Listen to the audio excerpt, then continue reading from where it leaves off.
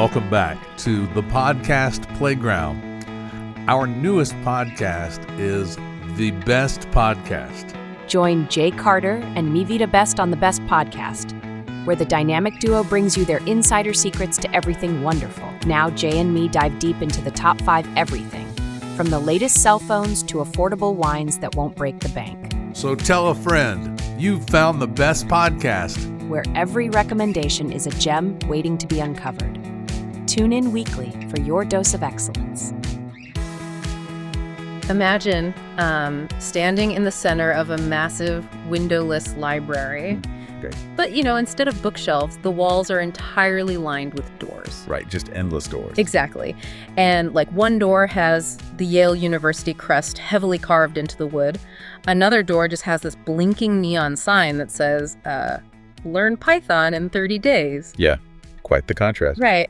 And then over in the corner, a door is propped open, and Serena Williams is just standing there holding a tennis racket, casually waving you inside. That's a pretty wild library. It gets weirder, because bizarrely, another door opens right into your own office cubicle. And it's perfectly timed for the exact moment you get stuck formatting some, complex spreadsheet. Which is honestly the reality of the internet right now. It really is. You want to upskill. You want to prep for a promotion, or maybe you just want to dive headfirst into a completely new passion, right? Yeah, absolutely. But you're standing in this room, staring at 1,000 open tabs on your browser, and you are instantly paralyzed by the sheer volume of choices. It's the ultimate paradox, of the modern internet. We have infinite access to knowledge. Yeah. Which somehow has made it harder than ever to actually figure out where to start. It's so overwhelming. Oh, totally. We are looking at a global e-learning market that's projected to hit $325 billion by 2026. Wow. $325 billion. Yeah. And the user base is just staggering. By 2029, nearly 1 billion people will be actively using these platforms. 1 billion people, that's like an eighth of the planet. Exactly. It is essentially a complete redefinition of global work culture. Yeah. We're moving away from those static, dusty textbooks into incredibly dynamic, intelligent digital ecosystems. And honestly, that paralyzing feeling is exactly why we are here. Right. Our mission for you on today's deep dive is to cut right through all that information overload. We are going to act as your map makers through this chaotic library. I love that, map makers. We try. So we are breaking down the top 5 best learning platforms where you can strategically consume knowledge right now. Which is crucial. Yeah, and then we are going to flip the script entirely. We're going to peek behind the curtain at the creator platforms that are secretly powering this whole digital education revolution. Because curating the right platform isn't just about saving time. No, not at all. It is the ultimate shortcut to being genuinely well-informed, understanding the underlying mechanics behind these platforms, like how their business models work, right? How they evaluate success, and what their algorithms are actually prioritizing. That will completely change how you approach your own intellectual growth. It shifts the power dynamic. Exactly. You stop being a passive consumer and you start becoming a strategic architect of your own skill set. Okay, let's unpack this. We have to start our journey at the absolute pinnacle of formal education. Heavyweights. Yes, the heavyweights. If you want the prestige of a world-renowned university on your resume, but you desperately want to avoid the, crippling, decades-long tuition debt that usually comes with it. Which most people do. Yeah, exactly. You are looking at Coursera and ADX. Right. Using these platforms feels like having a VIP backstage pass to the world's most exclusive academic institutions. But you literally get to attend the lectures in your pajamas from your living room couch. It's amazing. What's fascinating here is the sheer scale of democratization. It's hard to overstate. Yeah, break that down a bit. Well, if we look at Coursera first, they built their entire foundation by forging aggressive partnerships with academic giants. Yeah. Yale and Stanford. Sure.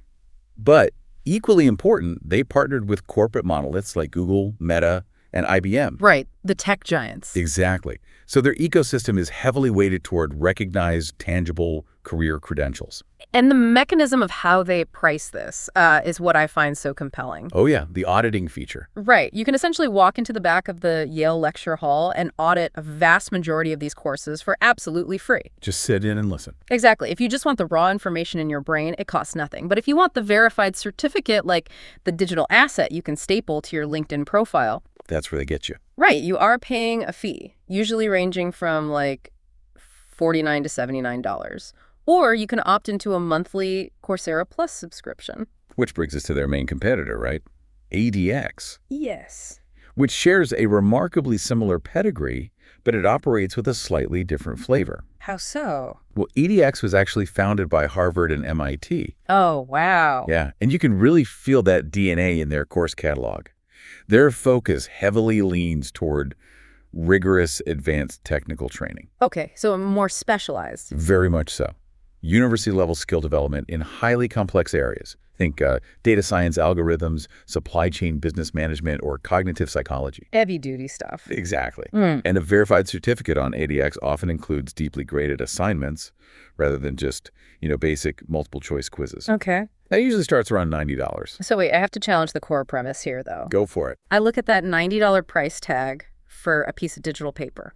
I'd imagine an HR manager loves seeing Coursera or edX on a resume, but Right, what's the real value? Yeah. Is the real value here the actual syllabus knowledge you are gaining, or is it just the psychological weight of the brand name? That's a great question. Are we just paying $90 to essentially rent the Google or Harvard logo for our own personal marketing? What's fascinating here is how the corporate hiring landscape has fundamentally evolved to answer that exact question. Okay, how so? Well, a decade ago, HR departments absolutely viewed an online certificate with skepticism. Oh, for sure. It was a joke. Right. It was seen as the lesser cousin of a traditional four-year degree. But the half-life of technical skills has shrunk dramatically. Meaning they expire faster. Exactly. In a tech-driven economy, the software and frameworks we use change every, 12 to 18 months? Easily, yeah. So employers no longer care what you memorized 4 years ago. When an employer sees an edX or Coursera credential today, it serves as a powerful behavioral proxy. Oh, interesting. So it's not really about the specific coding language you learn. Not entirely, no. It's a signal about your character. Yes. It proves you have the self-direction to identify a gap in your own skill set, hunt down the rigorous training, and just execute on it without a manager holding your hand. Precisely. It proves adaptability and grit. Right. In an environment where companies are constantly pivoting, proving that you know how to learn is infinitely more valuable to a hiring manager than the static knowledge itself. Because the knowledge is going to change anyway. Exactly. The certificate is proof of the momentum, not just the destination. Okay, that reframes the entire value proposition for me. Yeah, it changes how you look at it. But I will say, grit and a rigorous 4-month academic syllabus do not help you when your boss walks into your office on a Tuesday. Oh, I know where you're going with this. And says you need to know how to build a complex beta visualization by Friday, right? Yeah, the academic model completely breaks down there. It totally breaks down when you need immediate tactical speed. And that transition brings us to our second category, the practical marketplaces. Udemy and Skillshare. Exactly. We are officially stepping out of the ivory tower of academia and dropping straight into the trenches of immediate practical application. This is where the landscape gets incredibly pragmatic. Highly pragmatic. I mean, if Coursera is a highly curated multi-course tasting menu curated by a master chef, Udemy is like an algorithmic search engine for specific skills. That's a great analogy. It is a massive, completely open marketplace hosting over 200,000 courses. 200,000. That's just wild. It's insane. And it operates on a highly affordable pay-per-course model, usually ranging from $10 to $50. Though they run aggressive discount campaigns constantly. Oh, all the time. It's like everything is always on sale. But it is the absolute go-to destination for technical skills, specific software training, or even really niche hobbies. And standing in stark contrast to that transactional model, you have Skillshare, which is built on a completely different psychological foundation. Yeah, I'd say Skillshare operates more like a digital art collective. You essentially pay a flat rent to sit in on anyone's session. Right, it's subscription-based. Exactly. It's heavily community-focused, and it hosts over 24,000 lessons. Their absolute sweet spot is the creative arts. Things like digital illustration, graphic design, creative writing, and even small business marketing, yeah. And the structural format is completely different, too. Lessons are deliberately bite-sized, typically running just, 20 to 60 minutes long. Which perfectly aligns with the neurobiology of the creative process. How so? Well, you don't want to watch 10 hours of theory on color shading. No, I fall asleep. Right. You want to watch a 20-minute module, pause the video, and immediately apply that technique to your own digital canvas. Ah, I see. The subscription model encourages that rapid experimentation because there is zero buyer's remorse. Right, because you didn't pay for the individual class. Exactly. So if a course isn't clicking for you 5 minutes in, you just seamlessly click over to another one. Okay, but I have a major concern about the Udemy model. Okay, let's hear it. 200,000 courses is an unfathomable amount of content. It is. If the gates are totally open and literally anyone with a webcam can upload a tutorial on Python or Photoshop, Yeah. doesn't that massive influx of quantity completely destroy the quality? That is the big fear, right? Yeah. As a learner, how do I trust that the $10 I'm spending isn't going to a course teaching me an incredibly outdated version of a software?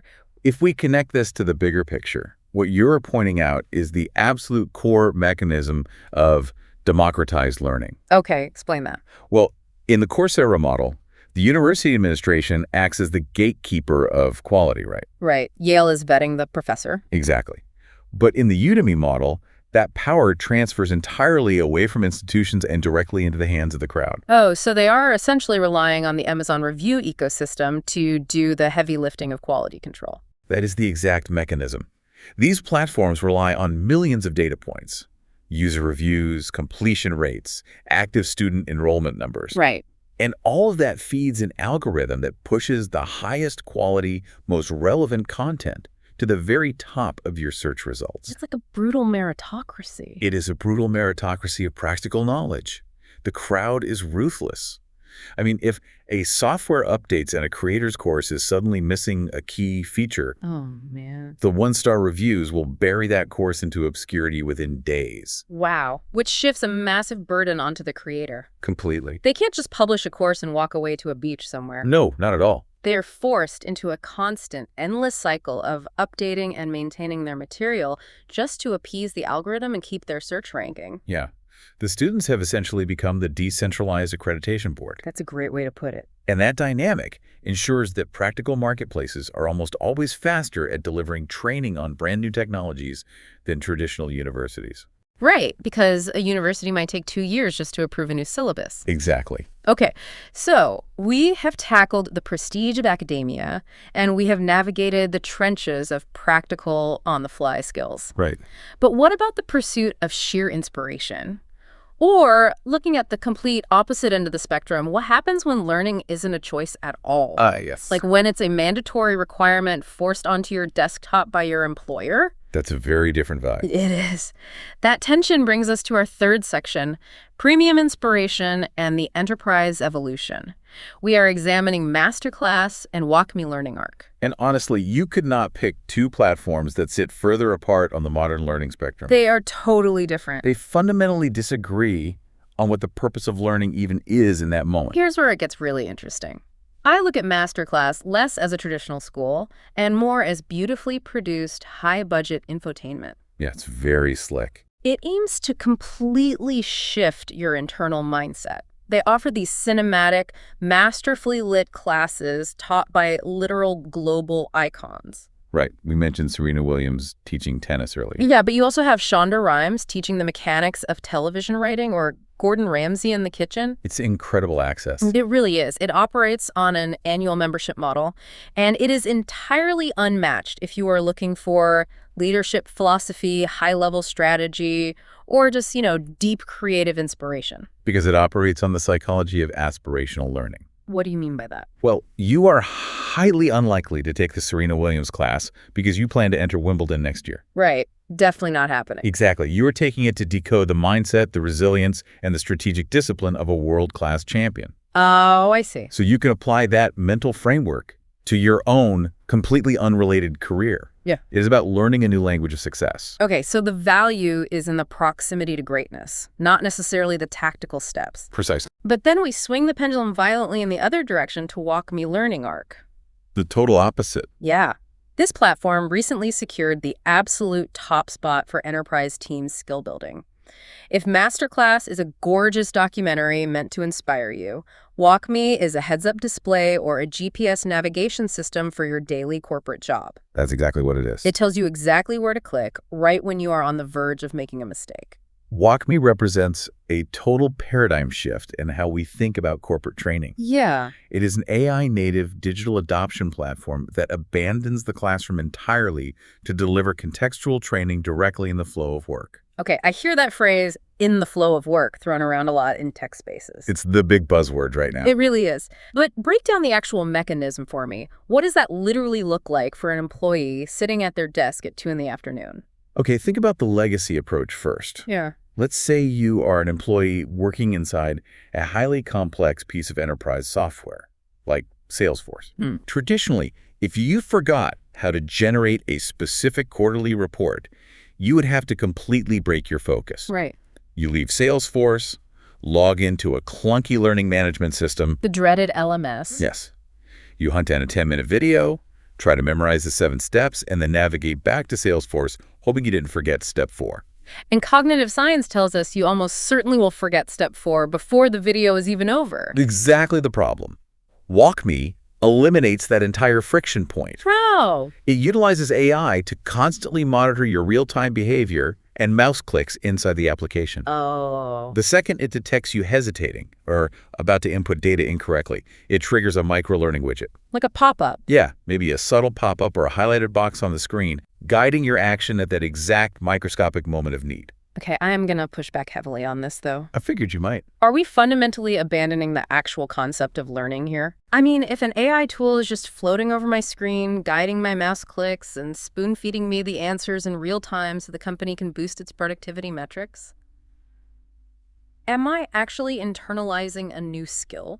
It's a valid concern. Or am I just becoming a biological extension of the software? Are we outsourcing our critical thinking to the WalkMe widget? This raises an important question about the actual neurobiology of knowledge retention. Why?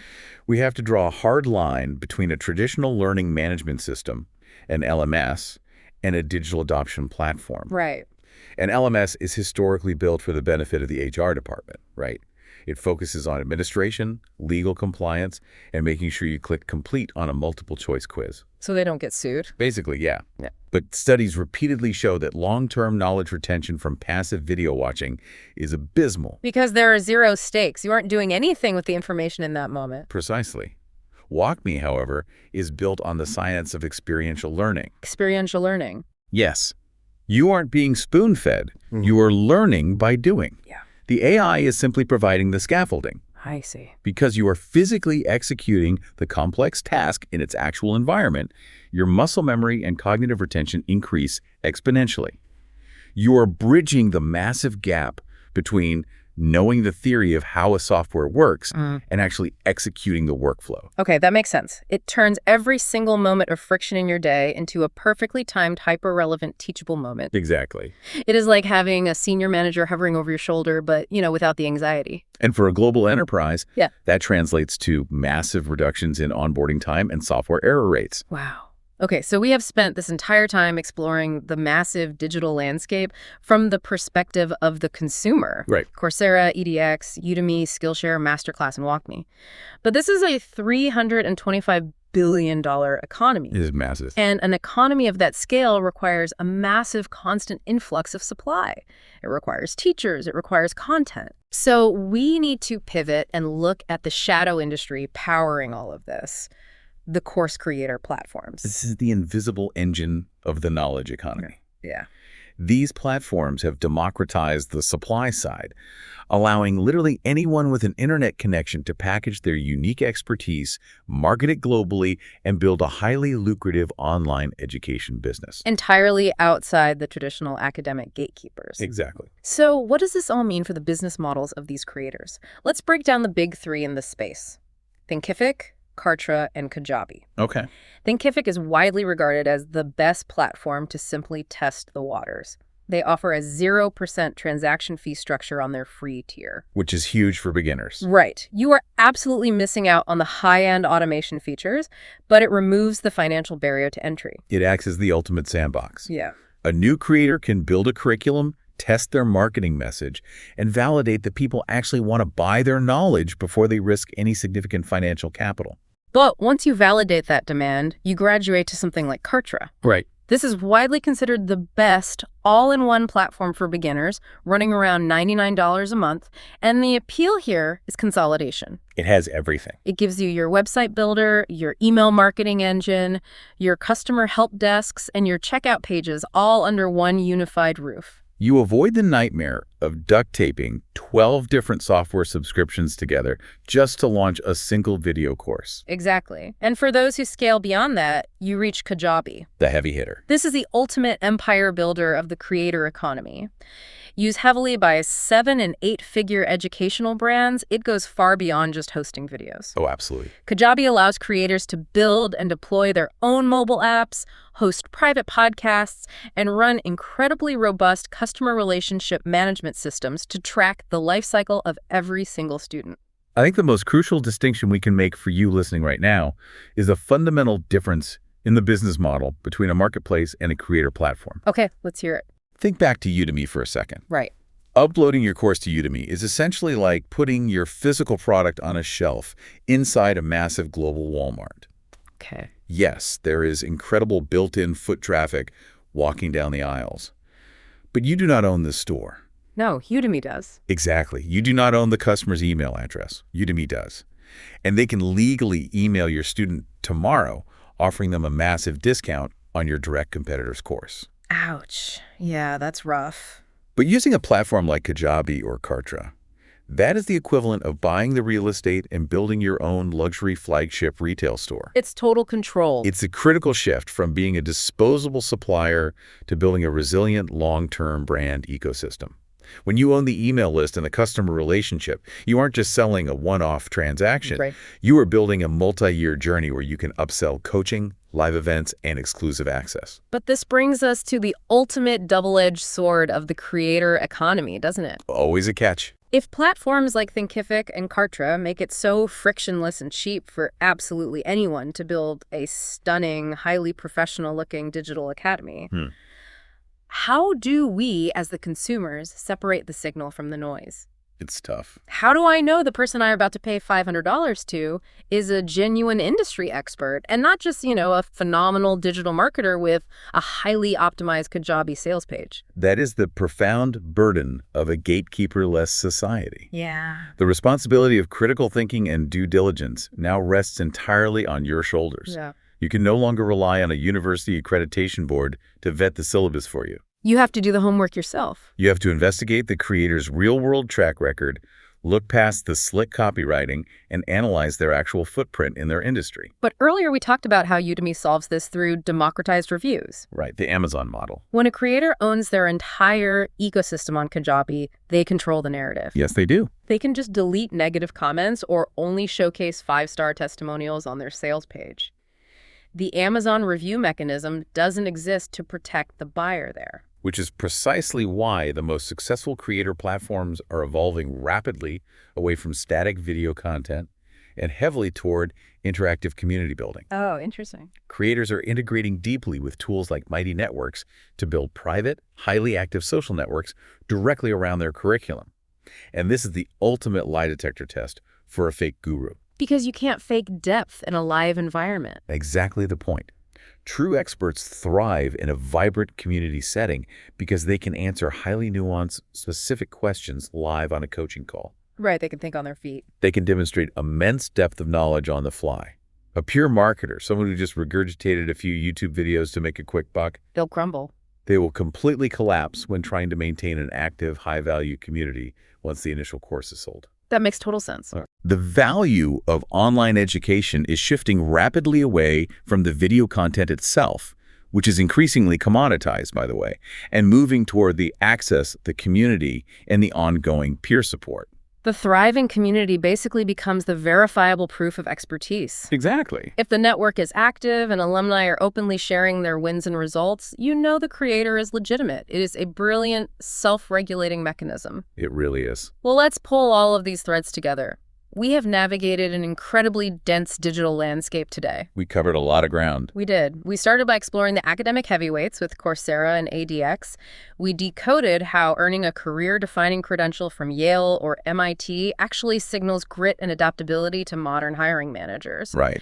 Then we dove into the practical marketplaces of Udemy and Skillshare to see how algorithms and flat-rate studio models allow us to grab highly tactical skills at a moment's notice. The immediate application. Exactly. We explored the psychology of aspirational learning with MasterClass and uncovered the neurobiology of how WalkMe uses AI to bridge the knowing-doing gap right in the flow of work. And finally, we pulled back the curtain on the creator platforms. Right, the Thinkifics, Kartras, and Kajabis of the world. To understand the underlying business mechanics of how individuals are bypassing legacy institutions to build their own massive educational empires. By understanding the unique mechanics of how all these platforms operate, you now hold the master blueprint. You do. Whether you are deliberately chasing a formal university certificate to bypass an HR filter, or grabbing a quick Python syntax refresher for a looming project deadline. Or perhaps looking to package and monetize your own hard-earned expertise. Exactly. You now have the framework to architect your own intellectual growth. You don't have to be paralyzed standing in that library of doors anymore. You know exactly which handles to turn. It all comes down to aligning the specific tool with your desired outcome. Because knowledge sitting statically in your brain is merely potential energy. That's a great way to think about it. It only transforms into power the moment it is actively applied to a real-world problem. I want to leave you with one final, slightly provocative concept to chew on as we wrap this up. Okay, lay it on us. We just broke down how creator platforms like Kajabi empower anyone to entirely bypass traditional universities and build their own teaching ecosystems, right? Right. And we discussed how AI platforms like WalkMe are delivering the exact required knowledge precisely at the microsecond you need it to execute a task. Yeah. So fast forward 5 or 10 years and think about this.